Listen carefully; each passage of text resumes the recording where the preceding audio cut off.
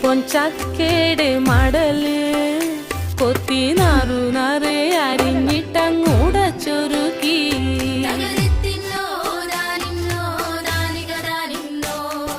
പാഴുക്കപ്ലാവില കൊണ്ട് കയ്യിൽ കുത്തി ചൂടുകഞ്ഞി കുടിക്കുമ്പോൾ വിയർപ്പാറ്റാനടുത്തുവായോ